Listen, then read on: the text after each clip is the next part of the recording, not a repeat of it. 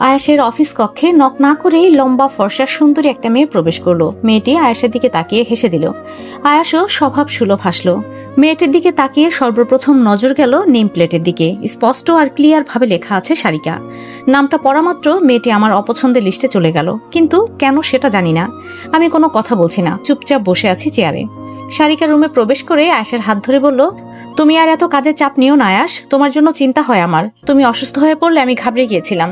Please আয়াস, নিজের কথা ভাবো।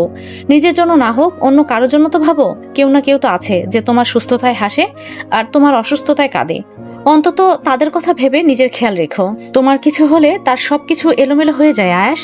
আয়াস আমার দিকে তাকিয়ে বলল, আমার কথা কেউ ভাবে কই? আগে তো জানতাম না। আশেপাশে তাকালেই বুঝতে পারবে কেউ ভাবে কিনা। আয়াস আবারও আমার দিকে তাকিয়ে আস্তে করে সারিকার থেকে নিজের হাতটা সরিয়ে নিয়ে বলল, আশেপাশে তো তাকিয়ে আছি, তার চোখে তো কিছুই দেখতে পারছি না।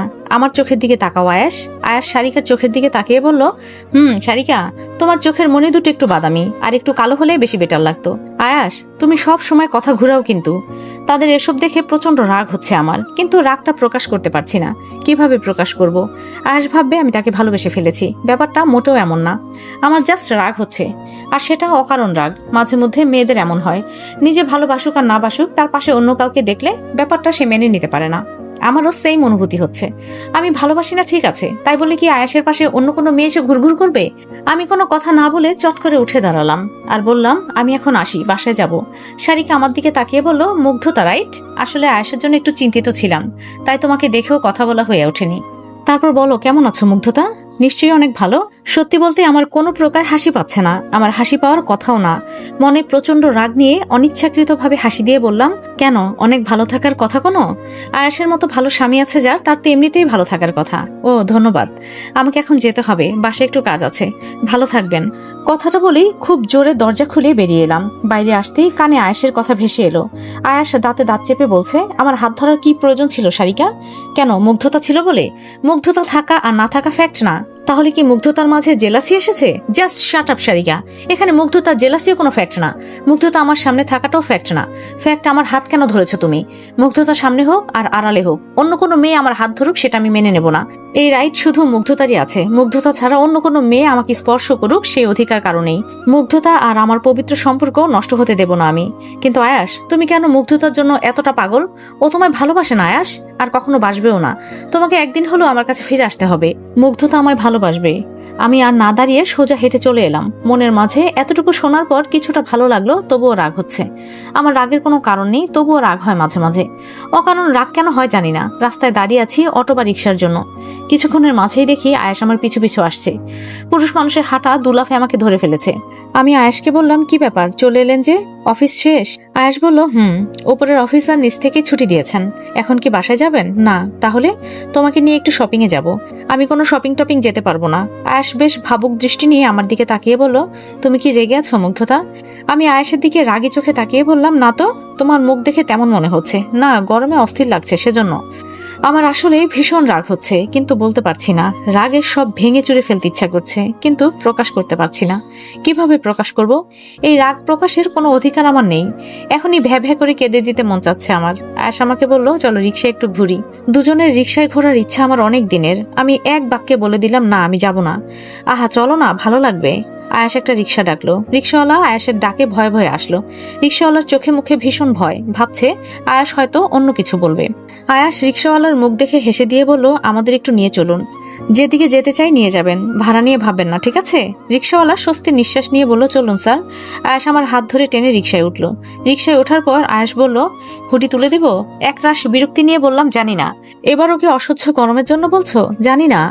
আয়াস রিক্সার হুডি তুলে বলল, মনিহারের দিকে চলুন, সিনেমা দেখব। আমি অন্যদিকে তাকিয়ে বললাম, আমি কোনো সিনেমা দেখব না। পোড়ামন মুভি চলছে, দেখে আসি। মন পোড়ার মতো যন্ত্রণা আর কোনো কিছুতে নেই, তাই না মুগ্ধতা?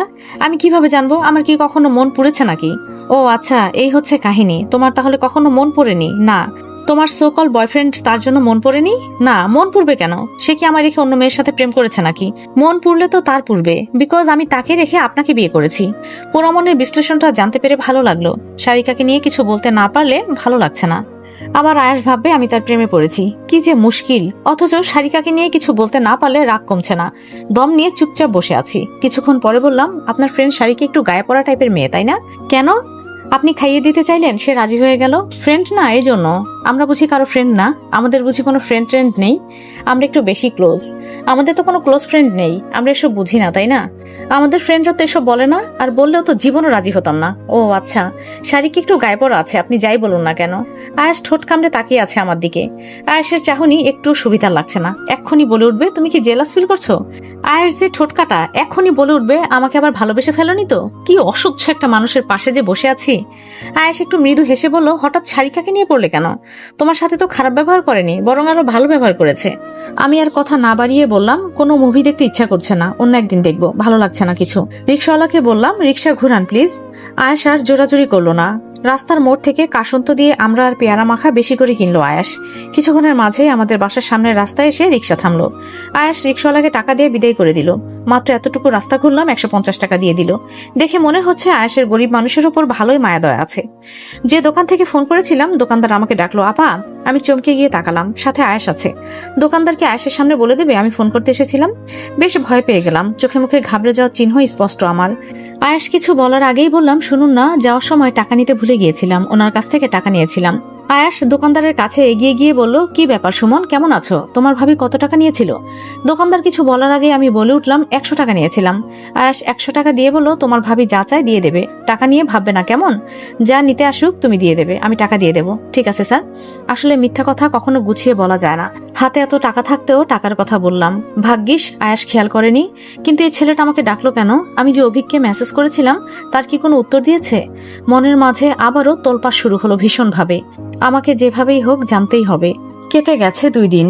এই 2 দিন মন সারাক্ষণ ছটফট করেছে, 1 সেকেন্ডের জন্য শান্তি হয়নি।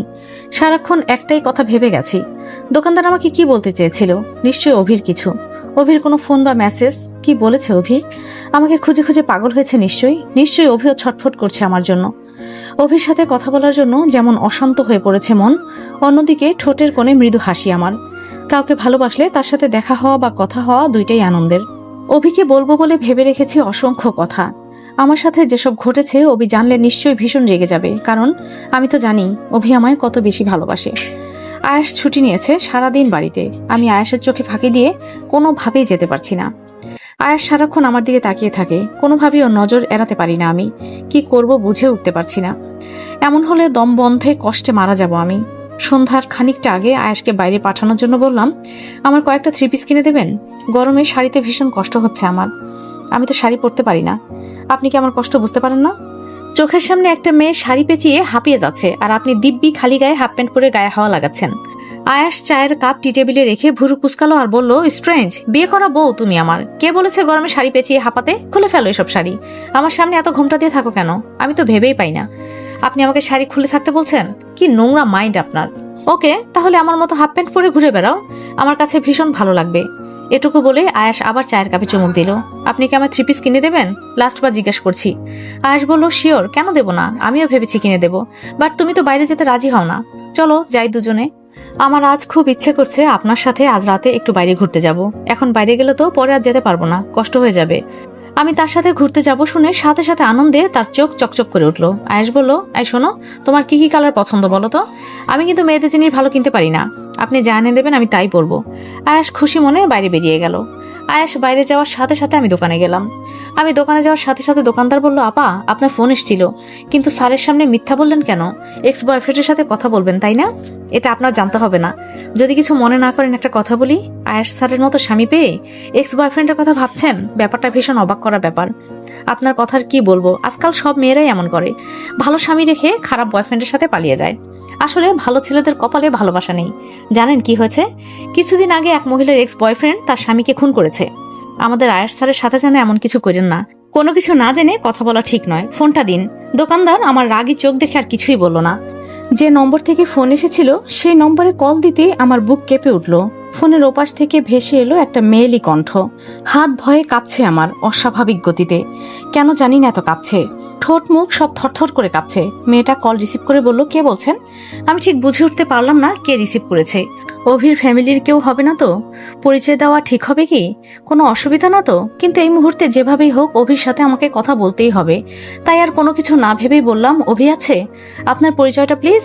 আপনি আমায় চিনবেন না, প্লিজ অভিকে একটু ফোনটা দিন। পরিচয় দিলে ভালো হতো। তাছাড়া অভি কথা বলতে চাইছে না। অভি এই নম্বর থেকে কল করেছিল। আপনি জাস্ট একবার বলুন মুগ্ধতা ফোন করেছে, অভি কথা বলবে। আমি অভির ওয়াইফ নুসরাত জাহান। ফোনটা অভি রেখে গেছে। মাথার মাঝে ভীষণ জোরে চক্কর মেরে উঠল। বুকের কাঁপন মহাপ্রলয়ের মতো শুরু হলো। শরীরের কম্পন ক্রমশ আরো অস্বাভাবিক হতে শুরু করলো। কানের মাঝে ভয়ানক গতিতে এই কথাটা বেজে চলেছে, আমি অভির ওয়াইফ। নিজ কানে শুনলেও আমার মন সেই কথা মানতে রাজি নয়। কোনোভাবেই আমার বিলিভ হচ্ছে না অভির ওয়াইফ আছে। আমার মন কিছুতেই মানতেই চাইছে না।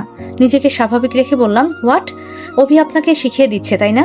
দেখুন, এখন মজা করার সময় নেই আমার কাছে। আমার অনেক ইমার্জেন্সি কথা আছে অভির সাথে। প্লিজ অভিকে ফোনটা দিন। দেখুন, আপনার বিশ্বাস না হওয়ারই কথা, তবে সত্যি অভির ওয়াইফ আমি জানি আপনাকে হাজারবার বললেও আপনি সেটা বিশ্বাস করবেন না। আমি আপনাকে কোনো মিথ্যা বলছি না। আপনি মিথ্যা বলছেন। আমার অভি বিবাহিত হতে পারে না। আপনি কি জানেন অন্যের স্বামীকে আমার বলা কতটা জঘন্যতম পাপ? অভির সাথে আমার বিয়ে হয়েছে, আর আপনি কি না আপনার বলে দাবি করছেন? হতে পারে আপনাদের রিলেশন ছিল, কিন্তু সেই সম্পর্ক কি বিবাহিত সম্পর্কের থেকে বেশি শক্তিশালী? আপনার সম্পর্ক যদি সঠিক হতো নিশ্চয়ই আপনাদের বিয়ে হতো, কিন্তু হয়নি, তাই না? এখন আপনাকে মেনে নিতে হবে এই সত্য। এসব কিছুই আমি বিশ্বাস করি না। অভি বিয়ে করবে কিভাবে? অভির তো আমাকে নিয়ে পালিয়ে যাওয়ার কথা ছিল। আমাকে ভালোবাসতো। মানুষ মুখে যা বলে আদৌ কি তাই করে? ওয়েট, আপনি কি সেই মেয়ে যে মেসেজ করেছিলেন? হ্যাঁ, আমি সেই মেয়ে। আপনার মেসেজ নিয়ে অভি আর আমার মধ্যে তুমুল অশান্তি হয়েছে। অভি আমার কাছে মাপ চেয়েছে। সে তার বিবাহিত পবিত্র সম্পর্ক ছেড়ে আর কোনো মেয়ের সাথে কথা বলবে না। অভি সরাসরি আপনাকে কিছু বলতে পারছে না, তাই আমাকে দিয়ে বলাচ্ছে। বিলিভ করা আর না করা আপনার ব্যাপার। এতদিন রিলেশনে ছিল, লজ্জা আর মানবিকতার জন্য কিছুই বলতে পারছে না মুখের ওপর। একটা মেয়ে হয়ে নিশ্চয়ই অন্য একটা মেয়ের সংসারে অশান্তি লাগাবেন না আপনি। বিবাহিত জানার পরেও কি আর কখনো কন্ট্যাক্ট করবেন আপনি? করা কি উচিত? এই পর্বটি এখানেই শেষ করলাম। পরবর্তী পর্বও দিয়ে দেওয়া হয়েছে ভিডিওর শেষে, দেখে ফেলুন। সবাই চ্যানেলটা লাইক এবং সাবস্ক্রাইব করে দেবেন। ধন্যবাদ সবাইকে।